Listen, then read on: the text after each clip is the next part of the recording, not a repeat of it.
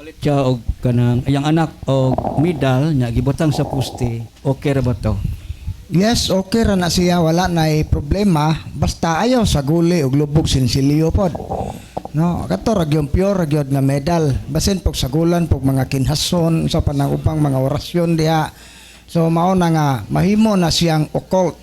No, mao na makakos og infestation sa balay tungod kay instead nga atong gidedicate sa Ginoo ang atong property, ato man hinuon ni nga gihatagan ang yawa og legal right nga makabaton nun siya stronghold sa ato mga property.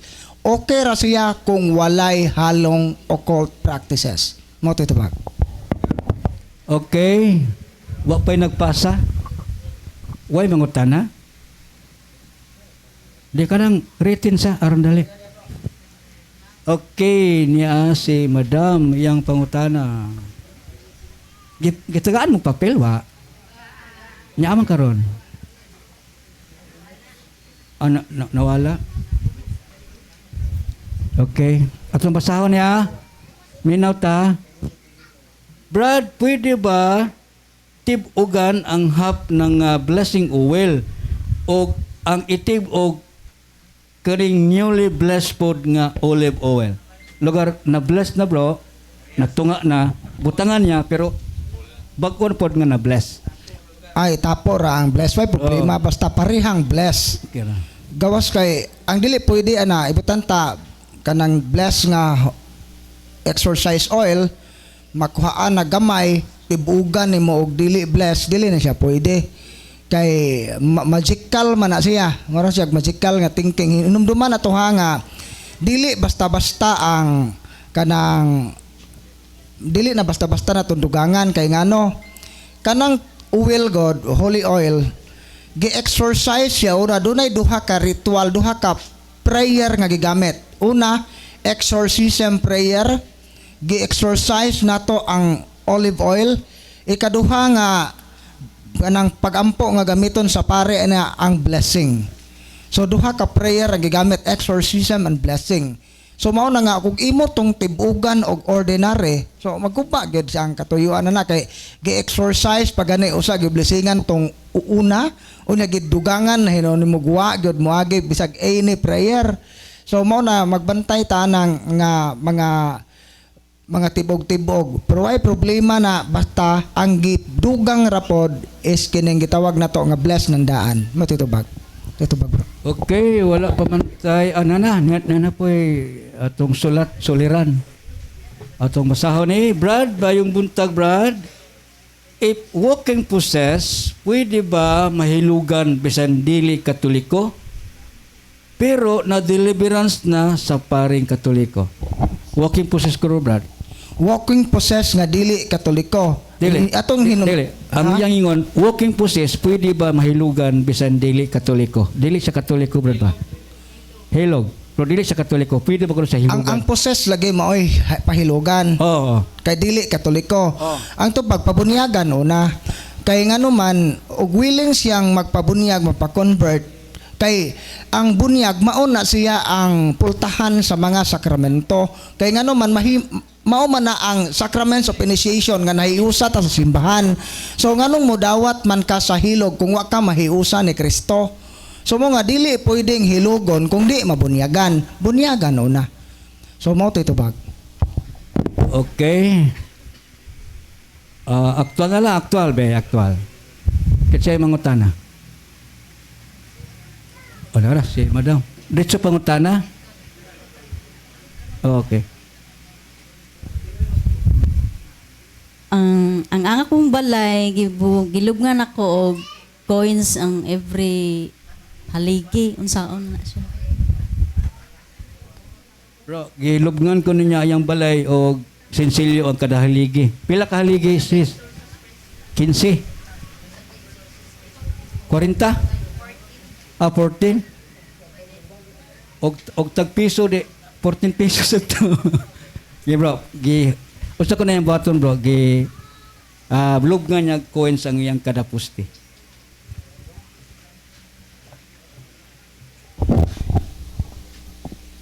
hadlo ka siguro mag-hire og bakho kay itong lukato, no? So, kung ugaling nakahimo ka kay wala pa kakahibaw sa katikisem niya, paghimo sa imong balay, nalubngan na, so, kinaan naman na, di naman na matangtang kayo, gubo ni mo to, guba, tibukbay man yun, kay haligi man. So, ang una buhaton is, imong i-renounce ang maong buhat. Renounce pasabot nga imo na nang isalikway na mga pag-ampo sa renouncement unya sa bata or muhangyo ka sa imuhang minister unya arong na og kinahanglan gyud nga kanang solemn renouncement pa. I-renounce nimo nga pasabot ana nga imo nang isalikway ang maong buhat ug dili na gina nimo buhaton.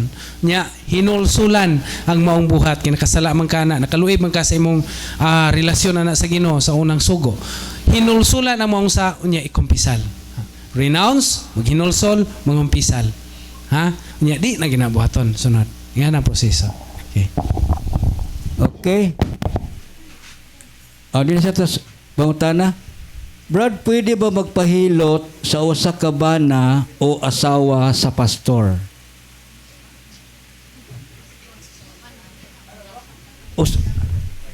Pwede ba magpahilot sa usa ka bana or asawa sa pastor? Pahilot. Oh, pahilot. Pwede ba magpahilot sa usa ka bana o asawa sa pastor? So, masahe tingali ang ipasabot ana magpamasad sa pastor. So, ingani magbantay ta ha. Ang hilot mao ra gi-allow sa nato nang magpahilot ta nga kanang safe kung ang ninghilot nato gieskwelahan gyud niya ang pagpanghilot.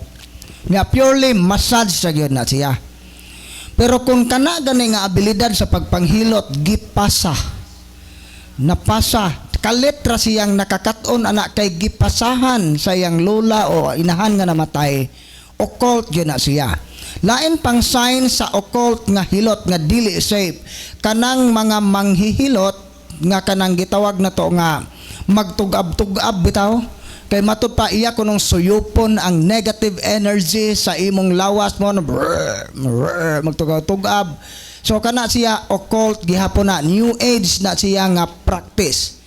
So kung pananglit ka ng mauzoy panginabuhi sa imong silingan nga asawas pastor kintahay nga mauzoy gieskwilahan ani nga nasay lisensya ana nga muhimo ana nga kuan safe kung ka ana bata ayaw pagpaampo ayaw ang kuan ra jud ana nga sa talaing relihiyon himua po na nga opportunity nga imong masangyawan ang asawa sa pastor.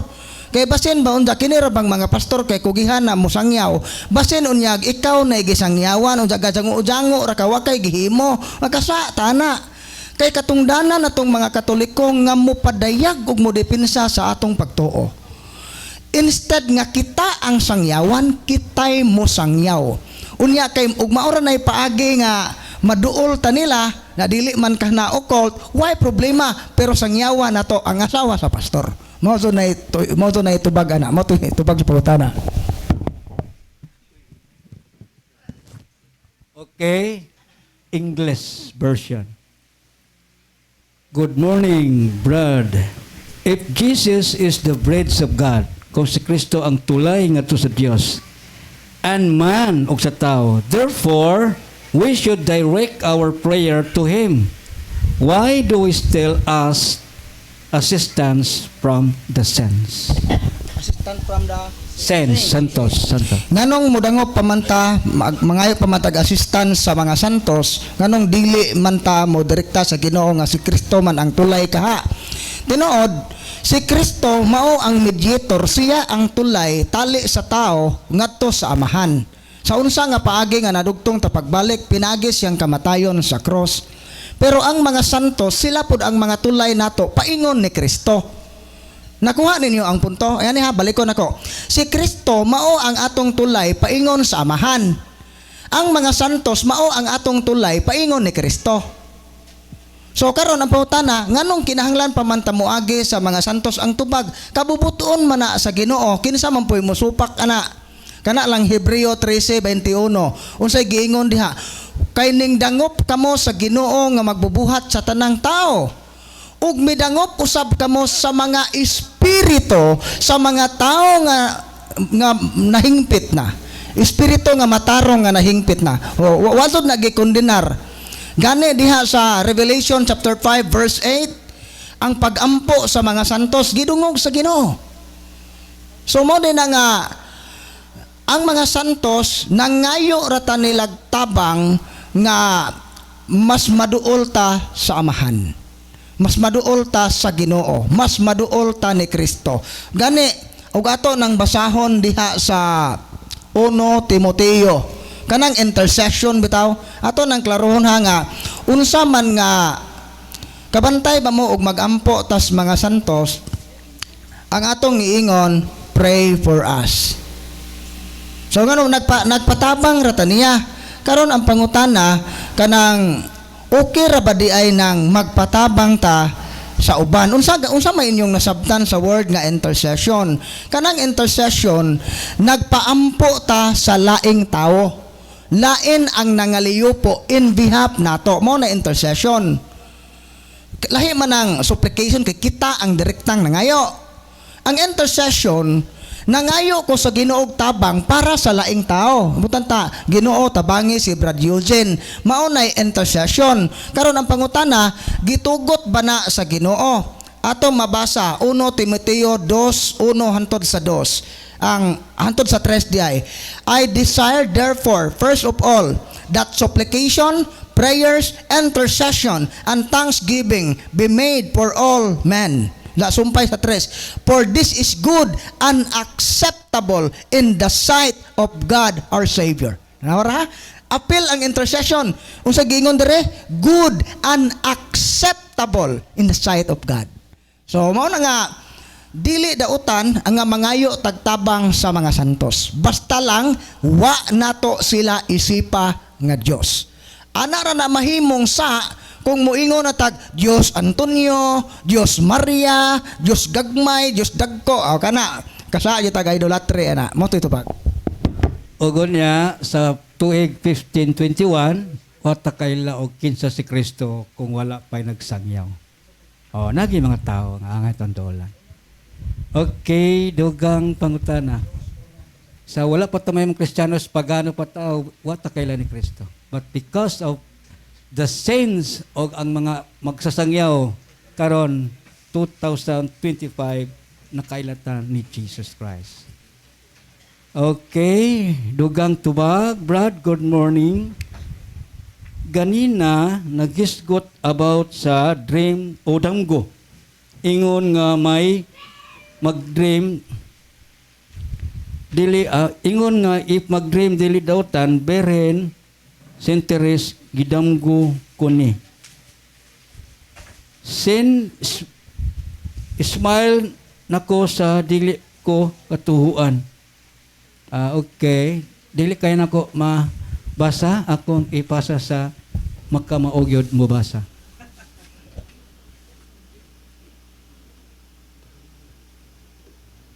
Damgo yung iskutan bro. Damgo. Na siguro nakatopic of dreams. Damgo tayo siguro yung ganito.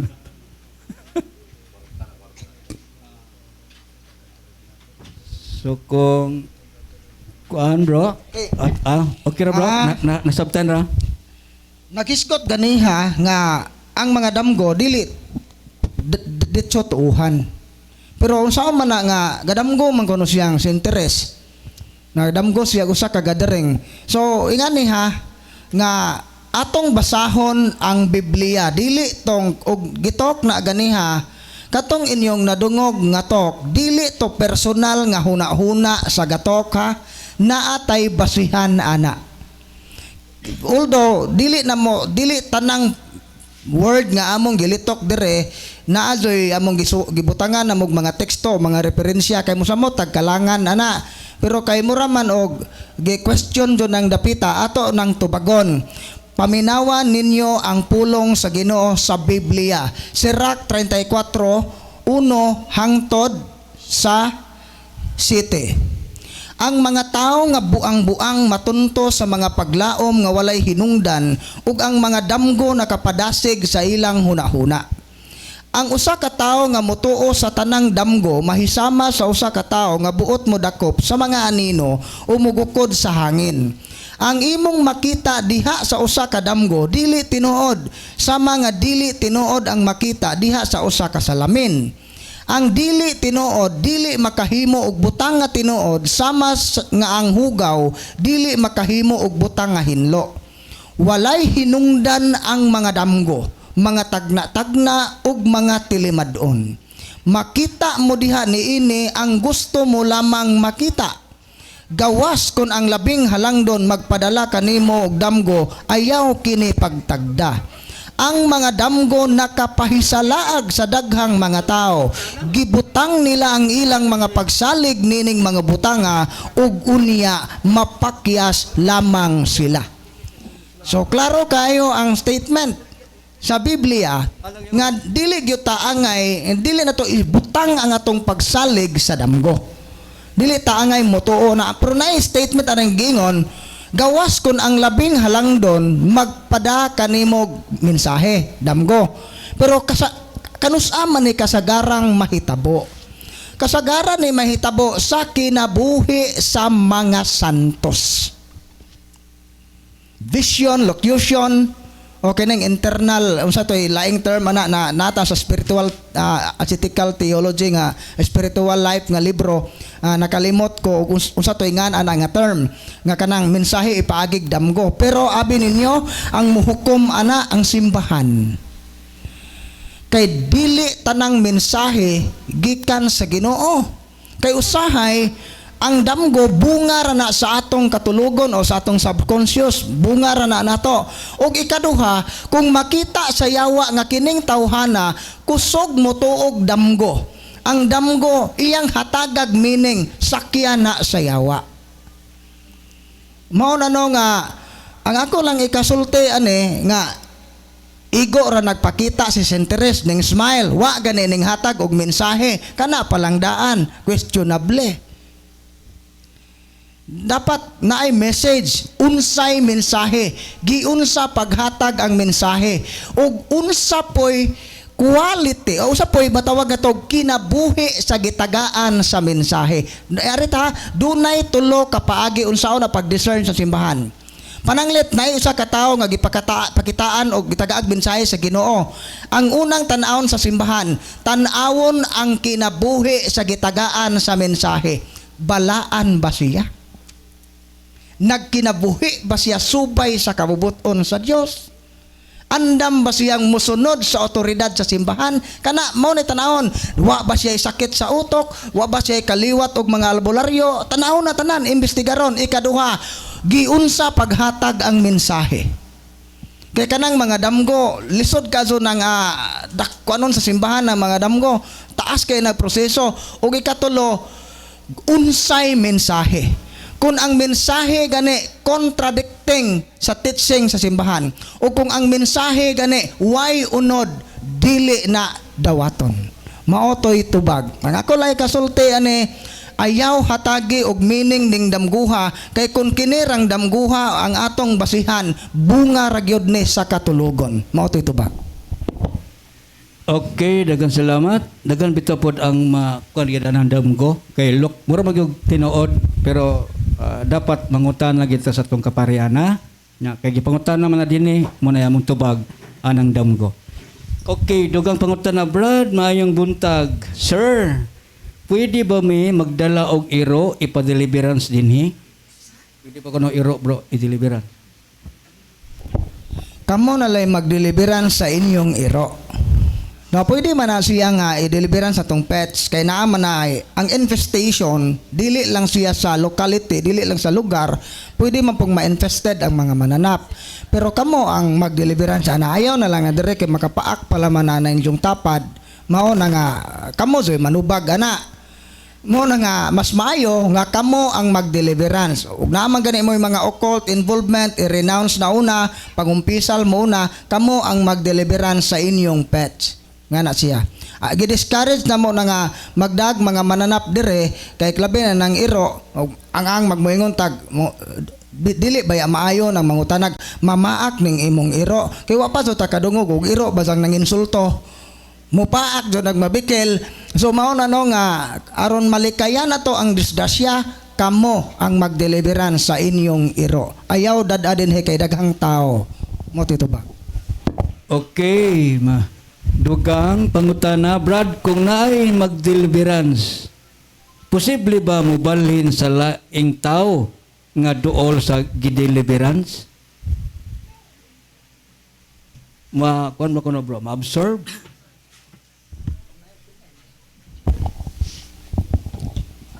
Ang tubag ana, kung duna kay openings, kung naminaw mo sa topic ganiha, ang four major openings, una, sinful lifestyle, trauma and unresolved negative emotion, ikatulo, occult contamination, mga patutuo, unya ikaapat, occult third eye or psychic ability.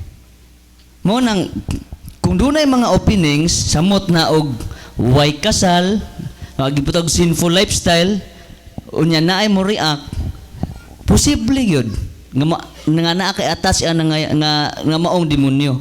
Pero mo gani na nga ang atong katekism gikang buntag hantod palis aron ta makatikais, aron to masayod, aron ta aron kita makabugto sa gapos sa yawa.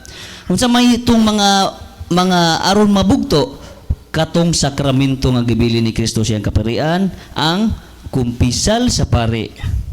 Mo na pangkumpisal na to na tanan kanang atong attach nga mga sala. Kay basin unya og nagunahuna ra ta dinhi nga magpadeliverance ta aron mawa ang yawa, pero kita sa tong kagalingon wa ta magunahunag kabag-uhan. Basin og nangunahuna ta nga adto ta kapadidaron aron mawa ang yawa or mawa kamaro maayo nga atong balatian, pero kita sa tong kagalingon wa ta magunahuna og kabag-uhan, di gihapon.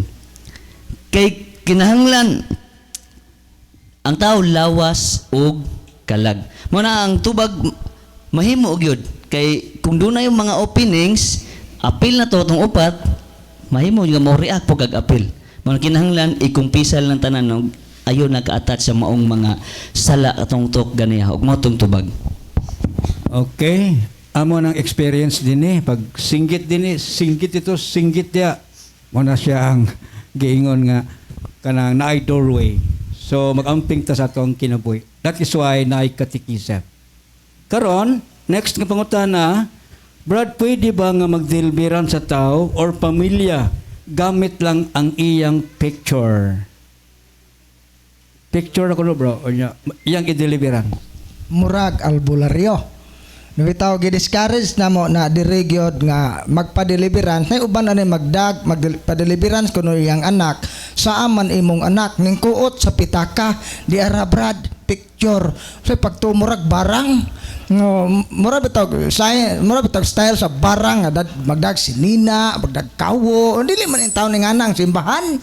No, pwede natong iampo o kamo gani pwede ninyong iampo ang inyong anak nga tuwa sa layo atubang sa inyong altar, pangayo mo sa Ginoo, di ba? Atubangan sa Blessed Sacraments, pangayua direkta sa Ginoo. Kaya ang Ginoo na mao man naa sa Blessed Sacraments, si Kristo man na pangayua kinasingkasing direkta ni Kristo ang imong pagampo para sa imong anak nga tuwa sa layo. Pwede na to himuon na ingon ana. Dili na kinahanglan ng picture kita magdeliverance ka sa picture. No, gi-discourage na mo ning anak kay occult na siya nga mindset. Aron dili maglibog ang mga tao, i-correct na to nga kana siya nga mentality, mura-mura na siya porma sa mga albularyo nga og di makanha ang pasyente kay gahigda na galubog na ang sinina og ang picture mo idadon. Dili ingon ana ang atong pamaagi. Mao na nga wala may ana nga practices kay dili may albularyo og labaw sa tanan, dili pod may mamamarang. Mautoy tubag. O dili pud pwede ang online nga deliverance. Okay. Dugang pangutana, Brad, importante ba gyud ang magpamisa sa mga kalag? Kung importante magpamisa, unsa may paagi? Sinima na, binulan, tinuig.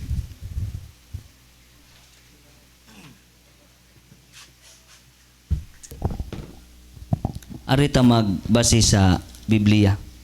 Kay si Judas Macabeyo, dili Judas Iscariote ha, naghalad siya og pagampo alang atong mga nangamatay. Ato basahon.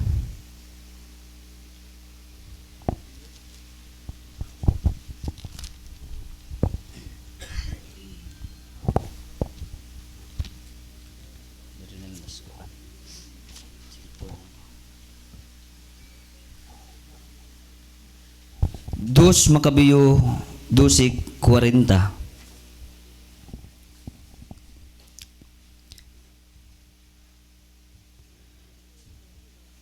Busa gidaig nila 12:45. Magsugod ko sa 41. Busa gidaig nila ang mga paagi sa Ginoo, ang matarong nga maghukom nga nagpadayag sa tinaguan. Ug nangamuyo sila kaniya nga papason unta sa hingpit kining salaa. Unya ang bantugang si Judas nag-auhag sa katawhan sa paglikay sa sala, kay sila mismo nakakita man unsa ang nahitabo niadtong mga tawhana nga nagpakasala. Nagpaamot usab siya gikan sa tanan niyang mga tawo ug mikabat kinig 2,000 kasalapi nga plata ug gipadala kini ngadto sa Jerusalem aron gamiton alang sa usa ka halad alang sa sala. Si Judas naghimo ni ining hamili nga butang tungod kay nagtuo siya sa pagkabanhaw.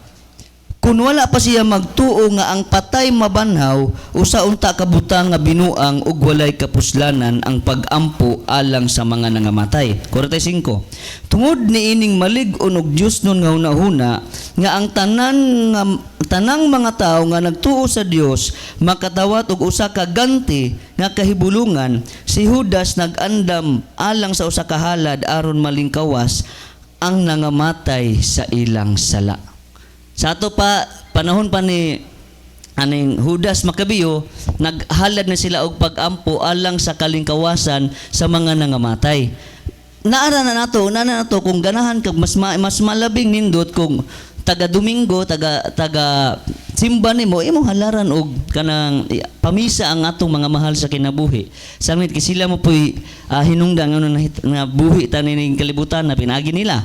Mo nang naarar pud na nato, pero dinhi sa Biblia sa panudlo sa simbahan naadyoy mabasa sumala sa Biblia nga gihalaran o pag-ampo kining mga nangamatay kay nagtuo sa pagkabanhaw. Mao tong tubag. Okay, dugang pangutana. Brad, unsay buhaton akong asawa sa bibi pa, bata pa lugar, ang iyang pusod gibitay sa iyang lulo, Connected pa ba ang akong asawa adto? Unsay supposed sa connected kanang pusod bro, gibitay. Connected pa ba yung asawa karon nga duga naman to kayo? Patotoo baka pudto? Okay, so ang kuan ana nga unsa gani rason sa mga katigulangan nganong ibutang ng pusod anang dapit sa atop? Unsa gani rason ana, di ba? Na sila'y mga reason nga dili scientific, nga labaw na pong dili theological. So mao na nga makonsider siya nga occult. So mao na nga ang atong kuanon ana nga kung nakahimo mo ana mao to no ikumpisal na ninyo, then mas ug namoy mga personal nga mga sa ikumpisal ug kini gyud i-renounce mo na iisalikway na gikan sa inyong kasing-kasing o gunahuna ang tanang mga buhat o pagtulunan nga dili iya ni Kristo. So kanang mga butanga kay consider man ang patuo-tuo kay ug di kuno nimo nabuhaton naman goy nagtangag og tunglo bitaw nga ug di ni buhaton mao ni mahitabo mao man ay nakamaot ana kananay mga curse nga gikuan ba parehaan ang mag-birthday bitaw nga kinahanglan jud kuno nga ang dugo sa manok ikuros sa agtang kay ug di kuno na paduguan masakit kuno na karatuig ug di a birthdayhan curse man na. So mao nay kanang mga butanga kay dili man na iya ni Kristo mao nang ato nang isalikway. Mao na sa Kolosas 2:8 dili ta padawaton o mga pagtulunan kabilin-bilin sa mga tao nga dili gikan ni Kristo. Nga atong himuon tanan na to bata pa man kadto dili man to imong personal nga sa kay wa man ka maka dili man to imong desisyon. Ang imo lang nga nakay mga personal nga sa karon nga labi nagnaka sa state of mortal sin ikumpisal hinulsulan o ikumpisal o kana nga pagtulunan nga gipasapasa sa mga katigulangan i-renounce dili na nato sundon. Kaya kung mosunod ta na ang pangutana naa pa ba ko'y connection ato? Yes, naa pa. kung dili to i-renounce. Mo ito ba? Okay, time check, 11:40. Taas pa kayo itong time. So, pwede pa ta mangutana. Okay, balikan ka na ko, sister, kay pasin na kay pangutana. Ako ngunahon sa ning suliran. Unsay buhaton, Brad, magpa-deliverance na sa Catholic Press, nya mi-react og proven nga walking possess. Pero pagkauli sa balay, kay nibalik pod og nagpa-deliverance sa pastor through messenger. Naglibog na ang pasyente sa iyang faith, pagtuo. Usa na siya ka sign nga gihatag ang deliverance prayer nga why proper catechesis. Mao to nay mahitabo kung ang exorcism or deliverance ihatag ditso nga wa pasabta ang tao unsa ang ilang pagadawaton. Maong tendency mobalik og albularyo, magpa-deliverance og pastor kay gadali, gustong maayo og dali. So mao na nga unsay kuwang ato, nganong ang kuwang ato wa gikatikais una before gi-deliverance. Mo to na importante kadto unta kay na labi na to kay kanang naay na possess o ganang pag ning-react sa pare. Pag human sa deliverance session, gikatikais unta to dayon. Gikatikais nga mao ni mahitabo, kinahanglan ka nga modawat sa mga sakramento, kinahanglan mao ni imong buhaton, unya tug-anan prangkahan kay kung dili nimo sundon ni nga assignment, mao ni mahitabo nimo. Pasabton siya. Dili na pagpanghadlok, prangkahan lang gyud siya nga mao ni posibleng mahitabo nimo kung dili nimo ni tumanon. Kung gusto kang maulian, mao ni imong buhaton, unya ug aron ka madali pag imong kaayuhan, kining mga butanga ayaw ni buhata. Tug-ana na to siya unsay angay niyang buhaton ug unsang mga butanga nga di angay buhaton. So kadto kay ning balik og pastor, nagpa-deliverance sa pastor, meaning wa pa to makatikais. Pero bisan gani ning uban nga bisag nakatikais na, mobalik gihapon